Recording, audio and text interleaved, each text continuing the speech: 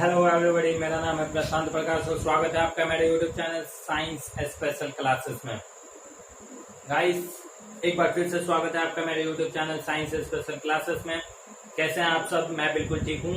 और अगर आप लोग को किसी तरह की परेशानी है, खासकर पढ़ाई से रिलेटेड, तो आप लोग नीचे कॉमेंट्स जरूर कीजिए। जहां तक संभव हो पाता है हम आपको जरूर से जरूर रिप्लाई देंगे और आपके जो प्रॉब्लम है उसका सॉल्यूशन निकालेंगे। तो चलिए गाइस, आपका टाइम वेस्ट ना करके डायरेक्ट हम लोग टॉपिक्स पे बात करते हैं, ठीक है। तो हमारा जो सबसे पहले हम यहाँ पे लिख देते हैं, हमारा जो यूट्यूब का नाम है, यूट्यूब चैनल का नाम है, वो क्या है? Science special classes. देखिए, साइंस स्पेशल क्लासेस में हम आपके सामने रोज एक वीडियो लेकर के आते हैं। तो गाइस, अगर आप लोग YouTube पे पहली बार आए और मेरा चैनल को पहली बार देख रहे हैं तो आप लोग नीचे जो सब्सक्राइब का ऑप्शन दिया हुआ है उस सब्सक्राइब को जरूर प्रेस कर लीजिए। और उसके बगल में जैसे ही आप लोग प्रेस करते हैं रेड कलर के बटन को, तो वहां पे ब्लैक कलर आ जाता है, ब्लैक कलर आ जाता है। तो जैसे ही ब्लैक कलर आ जाएगा उसके बाद वहां पे बेल आइकन है, तो बेल आइकन को जरूर प्रेस कर लीजिए। तो बेल आइकन को प्रेस करने से क्या होता है कि जब भी हम अगली वीडियो आपको YouTube चैनल पे डालते हैं, आप लोग को देखने के लिए जब भी डालते हैं तो आपको नोटिफिकेशन मिल जाता है, ठीक है। तो इस तरीके से आप मेरे हर एक वीडियो का फायदा उठा सकते हैं, ठीक है। तो गाइस, चलिए टॉपिक्स की बात कर लेते हैं, डायरेक्ट पढ़ाई की बात कर लेते हैं। गाइस, हम आपके सामने क्या ऐसा वीडियो लेकर के आने वाले हैं, वह होगा कि बायोलॉजी किसे कहते हैं,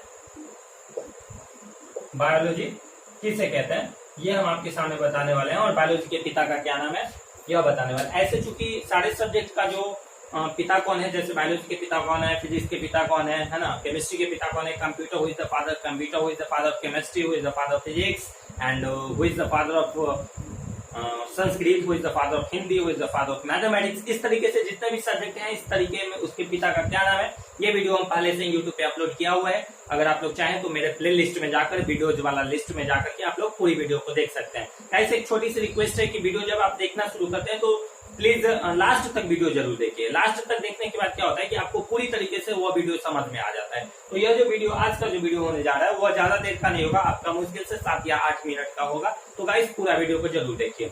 चलिए डायरेक्ट पढ़ाई की बात कर लेते हैं। सबसे पहले हम आपके सामने बात करने वाले बायोलॉजी किसे कहते हैं। गाइस, देखिए, बायोलॉजी के बारे में समझने के लिए हमको ये समझना होगा कि बायोलॉजी जो शब्द है ना, इसका क्या मतलब होता है, ठीक है। बायोलॉजी शब्द का क्या मतलब होता है, इसके बारे में अगर हम लोग जान लेते हैं तो हम लोग को ये समझ में आ जाएगा कि बायोलॉजी क्या होता है। देखिए, यहाँ पे बायो जो लिखा हुआ है ना, ये बायो लिखा हुआ है, इस बायो का मतलब लाइफ होता है। क्या होता है? लाइफ होता है, जिसको हम लोग क्या कहते हैं हिंदी में जीवन कहते हैं, ठीक है। और यहाँ पे जो लॉजी लिखा हुआ है ना, लॉजी, इसका मतलब होता है, लॉजी मतलब टू स्टडी, ठीक है। टू स्टडी, इसका मतलब होगा अध्ययन करना। क्या होगा? अध्ययन करना, ठीक है, अध्ययन करना होता है। तो गाइस, यहाँ पे अब इतना लिखने के बाद आप लोग को क्लियर समझ में आ रहा होगा कि बायोलॉजी शब्द का यहाँ पे अर्थ क्या निकल करके आता है। देखिएगा, बायोलॉजी शब्द का अर्थ यहाँ पे क्या निकल के आया। यहाँ पे जो बायो लिखा हुआ है ना, बायो मतलब लाइफ होगा और लॉजी मतलब क्या होगा? टू स्टडी होगा, ठीक है। तो मतलब बायोलॉजी शब्द की जो उत्पत्ति हुई है वह ग्रीक शब्द, 2 ग्रीक शब्द के मिलने से हुई है, जिसमें एक ग्रीक शब्द बायो का मतलब बायोस होता है। बायो का मतलब बायोस होता है, जिसका मतलब लाइफ होता है, ठीक है। बायो का मतलब बायोस होता है। और यहाँ पे जो लॉजी लिखा हुआ है ना, इस लॉजी से लोगस बना हुआ है। क्या बना हुआ है?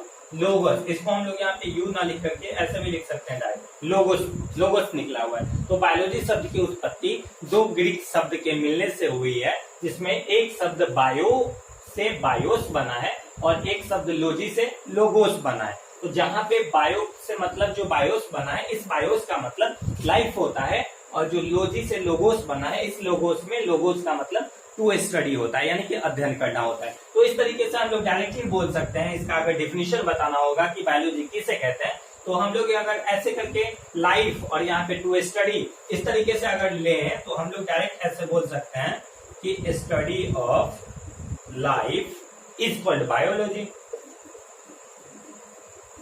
Study of life is called biology. Study of life is called biology, ठीक है। यानी कि जीवन के बारे में अध्ययन करना क्या कहलाता है? जीव विज्ञान कहलाता है। तो जीवन के बारे में अध्ययन करना जीव विज्ञान कहलाता है। Study of life is called biology. तो इस तरीके से ये बायोलॉजी हो गया। अब हम लोग को बात करना है कि बायोलॉजी जो होता है ना, इसके पिता का नाम हम चूंकि बता चुके हैं। जो बायोलॉजी शब्द की उत्पत्ति चूंकि दो ग्रीक शब्द के मिलने से हुई है, ठीक है। तो ग्रीक शब्द के मिलने से हुई है, तो ग्रीक देश जो है वहां के रहने वाले थे वैज्ञानिक, जिनका नाम है अरस्तु, ठीक है। क्या नाम है?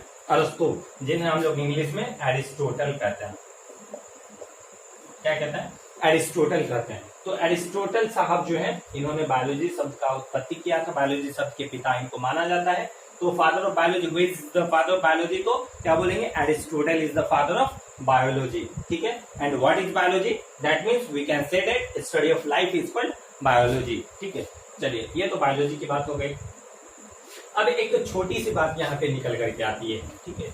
एक छोटी सी बात निकल करके आती है कि बायोलॉजी शब्द के पिता जो हैं ये तो अरस्तु साहब है, लेकिन बायोलॉजी शब्द की जो उत्पत्ति हुई थी ना, यह उत्पत्ति सबसे पहले किन्होंने किया था, ठीक है। सबसे पहले उत्पत्ति किन्होंने किया था, ठीक है। बायोलॉजी शब्द की उत्पत्ति किन्होंने किया था? देखिएगा, यहाँ से बायोलॉजी जो शब्द है, बायोलॉजी जो शब्द है ना, इसकी उत्पत्ति सबसे पहले लैमार्क और ट्रेविनस, यह दो वैज्ञानिक थे, ठीक है। एक वैज्ञानिक का नाम था लैमार्क, ठीक है। एक वैज्ञानिक का नाम था ट्रेविनस, ट्रेविनस। एक वैज्ञानिक का नाम था ट्रेविनस, ठीक है। इनको अगर हिंदी में लिखना होगा तो हम लोग ऐसे लिखेंगे, लैमार्क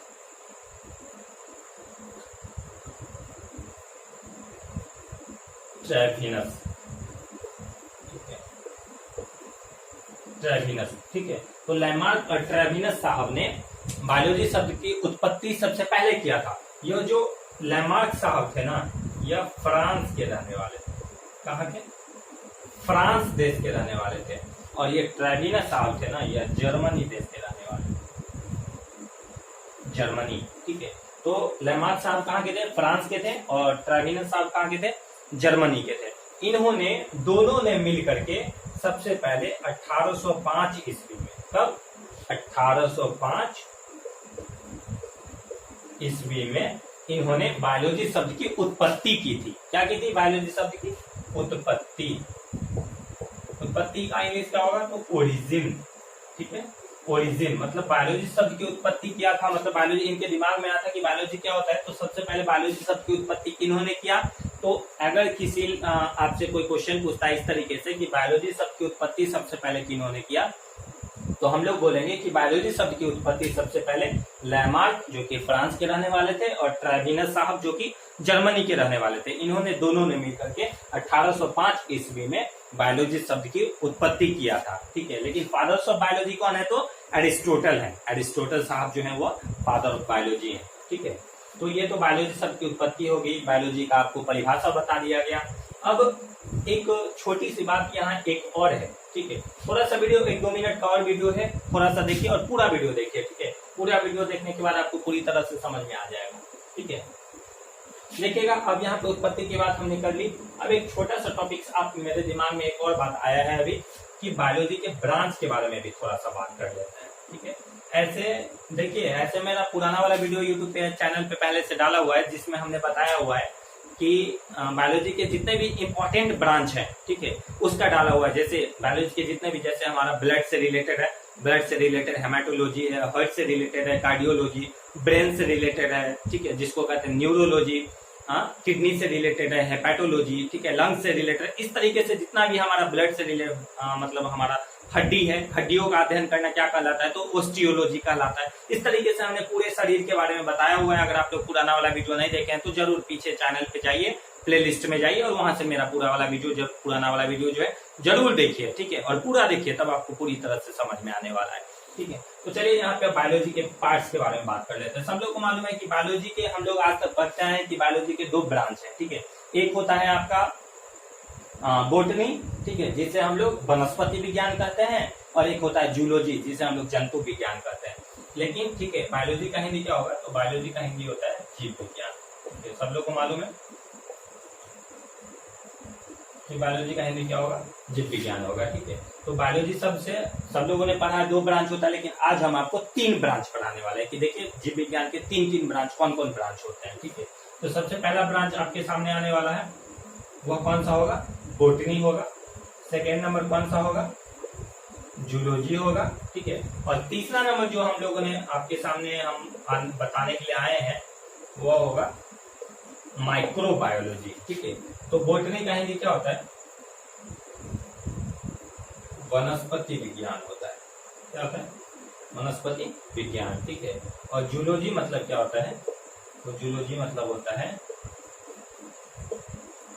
जंतु विज्ञान। ठीक है, और तीसरा नंबर में आता है माइक्रोबायोलॉजी, जिसको हम लोग कहते हैं सूक्ष्म विज्ञान। ठीक है, सूक्ष्म विज्ञान के नाम से जानते हैं। तो इस तरीके से बायोलॉजी के 3 ब्रांच हो गए। तीनों ब्रांच का नाम यहाँ पे आपके सामने लिखा हुआ है, बोटनी, जूलॉजी और माइक्रोबायोलॉजी। तो गाइस चलिए, अब यहाँ पे हमने अभी आपको बताया था कि बायोलॉजी के पिता कौन है। ठीक है, बायोलॉजी के पिता कौन है? फादर ऑफ बायोलॉजी तो एरिस्टोटल साहब है। उसी तरीके से अब हम यहाँ पे बताने वाले हैं कि बोटनी के पिता कौन है, जूलॉजी के पिता कौन है और माइक्रोबायोलॉजी के पिता कौन है। ठीक है, तो देखते रहिए। देखिए, बोटनी के पिता जो है ना, इनका नाम है थियोफ्रेस्टस। क्या नाम है? थियोफ्रेस्टस। ठीक है, और जो जूलॉजी के पिता है ना, जूलॉजी के पिता या बायोलॉजी के पिता ही माने जाते हैं। जैसे हमने एक और वीडियो बनाया हुआ जिसमें हमने बताया हुआ कि साइंस के पिता कौन है, तो न्यूटन साहब है, जिनका नाम है, पूरा नाम है सर आइजक न्यूटन। उन्होंने साइंस के पिता उनको माना जाता है। ठीक है, उसी तरीके से फिजिक्स के पिता कौन है, तो फिजिक्स के पिता का भी वही नाम है, सर आइजक न्यूटन। तो हम लोग इस तरीके से बोलते हैं कि फिजिक्स के पिता के साथ साथ साइंस के पिता कौन है, तो न्यूटन साहब है। ठीक है, यानी कि फिजिक्स के पिता जो है न्यूटन साहब है, तो हम लोग कैसे बोलेंगे? Sir Isaac Newton is the father of physics as well as father of science. उसी तरीके से यहाँ पे आने वाला है कि जूलॉजी जो है ना, इनके पिता का नाम भी वही है, एरिस्टोटल। एरिस्टोटल, जो कि जीव विज्ञान के पिता भी हैं। ठीक है, तो जूलॉजी के पिता जो है कौन है? अरस्तु। बोटनी के पिता कौन हो गए? थियोफ्रेस्टस। ठीक है, इनको हिंदी में लिखना होगा तो कैसे लिखेंगे? थियोफ्रेस्टस। ठीक है, थियोफ्रेस्टस। ठीक है, यहाँ पे ऐसे हलंत लगा दीजिए, थियोफ्रेस्टस। ठीक है, अब एक और जो माइक्रोबायोलॉजी आपके सामने निकल करके आता है, सूक्ष्म विज्ञान, यानी कि छोटे छोटे ऐसे बैक्टीरिया और वायरस, ऐसे कीटाणु, छोटे कीटाणु, जिसको हम लोग नग्न आंखों से, अपनी आंखों से नहीं देख सकते हैं, उससे सूक्ष्म विज्ञान कहते हैं। ठीक है, सूक्ष्म कहते हैं। ठीक है, और उसके बारे में जब हम लोग अध्ययन करेंगे, जिस बुक्स में सूक्ष्म के बारे में अध्ययन करेंगे, उस बुक्स को क्या कहेंगे? माइक्रोबायोलॉजी के नाम से जानेंगे। ठीक है, तो माइक्रोबायोलॉजी के पिता कौन हो गए? इनका नाम है लुईस पैस्चर। इनका नाम आप लोग पहले सुने होंगे कि लुईस पैस्चर जो है ना, सूक्ष्म विज्ञान के पिता का नाम आप लोग पहले सुने होंगे। ठीक है, क्यों सुने होंगे? क्योंकि यह जो लुईस पैस्चर है, इन्होंने रैबिज के टीका का खोज किया था। इसका खोज किया था?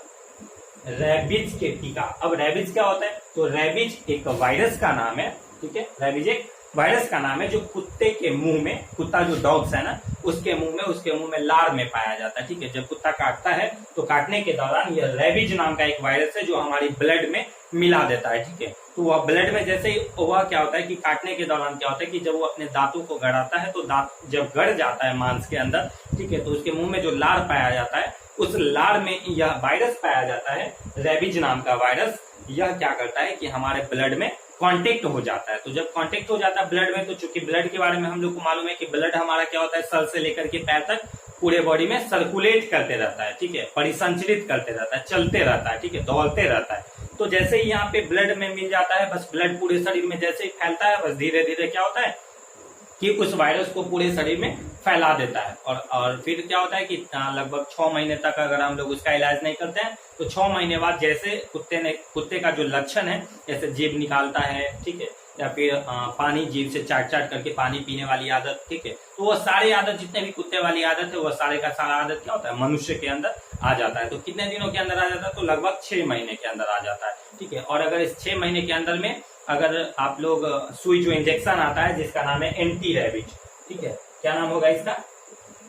एंटी रैबिज नाम का सुई आता है, इंजेक्शन आता है। अगर हम लोग इसको ले लेते हैं तो हमारा रैबिज नाम का जो वायरस है वो बॉडी से क्या होता है, खत्म हो जाता है पूरी तरीके से। लेकिन यहाँ पे ध्यान रखने वाली बात, एक और बात होती है कि अगर आप लोग 6 महीने के अंदर में 2 महीने, या मान लीजिए कि अगर आज किसी व्यक्ति को कुत्ते ने काटा और 2-3 महीने बाद अगर वह सुई लेता है, ठीक है, इस बीच में अगर 2-3 महीने में जिसके साथ वह खाना खाता है, पानी पीता है, जिसका जूठा खाना खाता है, साथ में परिवार के साथ खाता है, तो जिसके साथ भी वो खाना खाएगा ना, उन व्यक्ति को भी यह रैबिज जो होता है ना, फैलने वाला बीमारी होता है, फैलने वाला वायरस होता है, तो अधिकांश उन लोगों में भी शामिल हो जाता है, तो उनको भी रैबिज नाम का वायरस होने का खतरा बढ़ जाता है, ठीक है। तो इसलिए जल्द से जल्द इंजेक्शन ले लेना चाहिए। एंटी रैबिज नाम का इंजेक्शन आता है, ले लेना चाहिए ताकि हम लोग ठीक हो जाएंगे, ठीक। तो यह जो रैबिज नाम का टीका है, जो वैक्सीन है, इसका खोज किया था किन्होंने? लुईस पैस्चर ने खोज किया था, ठीक है, और इनको ही माइक्रोबायोलॉजी के पिता कहा जाता है। तो गाइस यहाँ पे आपके सामने अब हाजिर है, यहाँ पे क्लियर है। अब आप लोग इसे स्क्रीनशॉट लेकर के भी रख सकते हैं। तो गाइस आज का वीडियो में हमने क्या बताया, एक बार रिपीट कर लेते हैं। क्या बताया आपको अभी? ये बताया सबसे पहले कि बायोलॉजी के पिता कौन है। तो बायोलॉजी के पिता का क्या नाम है?